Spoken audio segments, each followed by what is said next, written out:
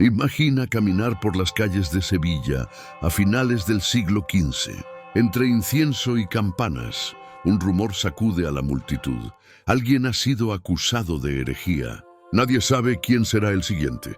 Un comerciante judío converso, un noble poderoso o un vecino cualquiera. Lo cierto es que cualquiera podía terminar bajo la mirada del nuevo tribunal que estaba por nacer.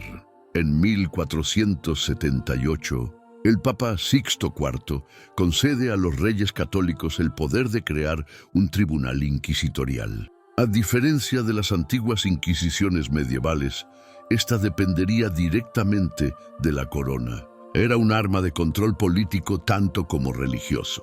Con un sello papal sobre un pergamino, nació la Inquisición española, destinada a vigilar las conciencias y unificar el reino bajo una sola fe.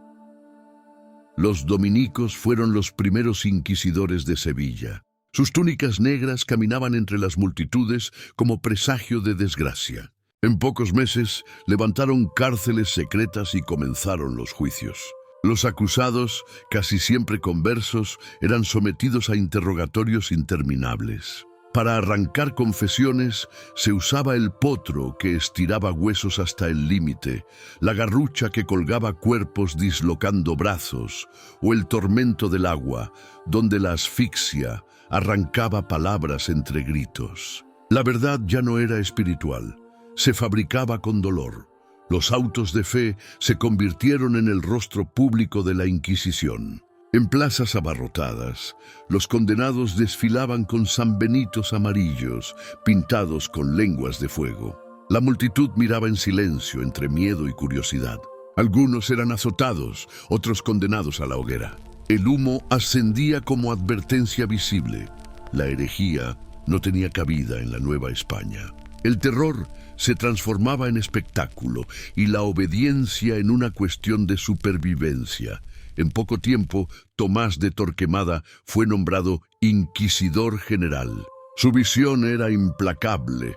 Creó una red de cárceles, delatores y jueces. Nadie podía escapar de la sospecha. El miedo se volvió una herramienta política. Callar era sobrevivir, acusar era salvarse. España entera comprendió que la fe había dejado de ser un asunto de almas. Ahora era la ley del poder y del terror. Lo que había nacido en Sevilla no se detendría allí. El tribunal se expandiría por toda la península, convirtiéndose en la institución más temida del reino. La sombra de la Inquisición apenas empezaba a desplegarse y su eco alcanzaría imperios enteros. ¿Cómo se expandió este poder y qué nuevas formas de terror inventó para dominar no solo a España, sino a Europa entera? ¿Imaginas vivir en un mundo donde tu peor enemigo no necesitaba espada ni veneno para destruirte? Bastaba con una acusación anónima. La Inquisición no solo castigaba herejías, convirtió los celos, la envidia y las rivalidades en armas mortales. En cada ciudad aparecieron cárceles secretas. Eran húmedas, sin luz, con un silencio que se volvía insoportable. Pero lo peor ocurría fuera de sus muros. Cualquiera podía señalarte. El vecino que te envidiaba, el comerciante al que le debías dinero, incluso un familiar resentido. Bastaba con una carta anónima para abrir un proceso. No se necesitaban pruebas, solo sospechas. Los inquisidores mantenían un sistema implacable. Se recibían denuncias en secreto y los acusados nunca sabían quién los había delatado. Así, se sembraba la desconfianza. En cada mirada, en cada saludo frío podía esconderse el delator. Y nadie se atrevía a defender a un acusado, porque eso podía significar ser arrastrado también al tribunal. El negocio era otro ingrediente del sistema. Si alguien era condenado, sus bienes pasaban a la Inquisición y a la corona. Casas, tierras, joyas. La fe se mezclaba con la codicia. Muchos descubrían que una acusación oportuna podía vaciar la bolsa del enemigo y engordar la propia. Torquemada organizó todo esto como un engranaje perfecto. listas interminables de acusados, jueces itinerantes y archivos secretos. Lo que se había presentado como un tribunal de fe se convirtió en una red invisible que controlaba la política, la economía y la vida cotidiana. Nadie estaba a salvo, pero si un simple rumor podía arruinar a cualquiera, ¿qué pasaría cuando las nuevas corrientes de pensamiento y religión llegaran a Europa? La hoguera ya no sería suficiente para contenerlas. En 1517, Martín Lutero clava sus tesis en Alemania. Europa entera comienza a arder en debates religiosos. Y en España, un solo rumor era suficiente.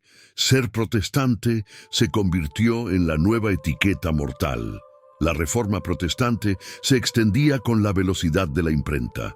Libros, panfletos y sermones cruzaban fronteras, desafiando la autoridad de Roma. En los puertos de Sevilla o en las calles de Valladolid circulaban copias clandestinas, escondidas en cofres o dentro de mercancías. La Inquisición reaccionó con brutalidad. Vigilar cada barco, registrar cada librería, examinar cada sermón. Los primeros procesos contra pequeños grupos de protestantes españoles se hicieron célebres. En Valladolid y Sevilla, familias enteras fueron arrestadas por reunirse en secreto a leer la Biblia en castellano. Lo que para ellos era fe íntima, para la Inquisición era amenaza al orden sagrado.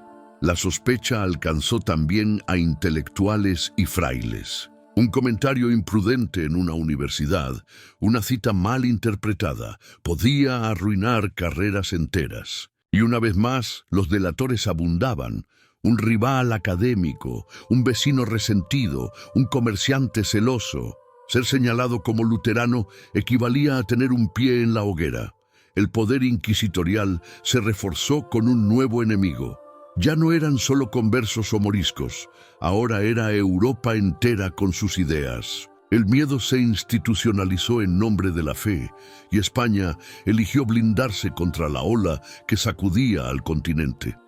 Pero la Inquisición no se quedó en los límites de la península.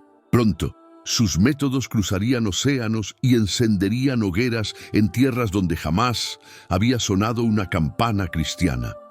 En los pueblos del norte de España, un simple rumor podía prender como fuego. Se decía que alguien había visto a una mujer reunida en el bosque, y pronto la palabra bruja corría por la aldea. En Navarra y el País Vasco, la Inquisición persiguió a mujeres acusadas de pactos con el demonio. La mayoría eran curanderas, viudas o vecinas envidiadas. Los testimonios hablaban de aquelarres, vuelos imposibles y cosechas arruinadas. Bajo tortura, las acusadas confesaban cualquier cosa, alimentando aún más la paranoia. En realidad, muchas fueron condenadas no por magia real, sino por rivalidades y envidias locales.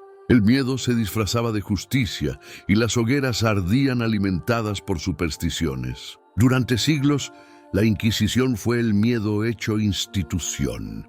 Pero incluso el terror tiene un límite. ¿Cómo se derrumba un poder que parecía eterno? En el siglo XVII, la Inquisición ya no tenía la fuerza de sus primeros tiempos. El reino se enfrentaba a guerras, crisis económicas y un imperio que se desmoronaba. El miedo seguía vivo, pero la maquinaria comenzaba a mostrar grietas. El primer golpe vino del cansancio social. Procesar a miles de acusados costaba dinero, tiempo y energías. Los reyes empezaron a preguntarse si el Santo Oficio servía más como carga que como escudo. Aún así, en los siglos XVII y XVIII, la Inquisición siguió actuando. En paralelo, Europa se transformaba. La Ilustración, la ciencia y el pensamiento crítico barrían viejas estructuras. El contraste con España era brutal. Mientras otros países caminaban hacia la modernidad, aquí el Santo Oficio intentaba frenar la marea. El final llegó con la invasión napoleónica. En 1808, las tropas francesas abolieron la Inquisición. Aunque Fernando VII la restauró brevemente, la institución estaba moribunda. Finalmente, en 1834, bajo el reinado de Isabel II, fue abolida de forma definitiva. Tras más de 3 siglos, la hoguera se apagaba para siempre. La Inquisición dejó tras de sí un legado de miedo, censura y control, pero también una advertencia eterna. Cuando la fe se mezcla con la política y el miedo con la justicia, el resultado es una sombra que puede marcar generaciones enteras.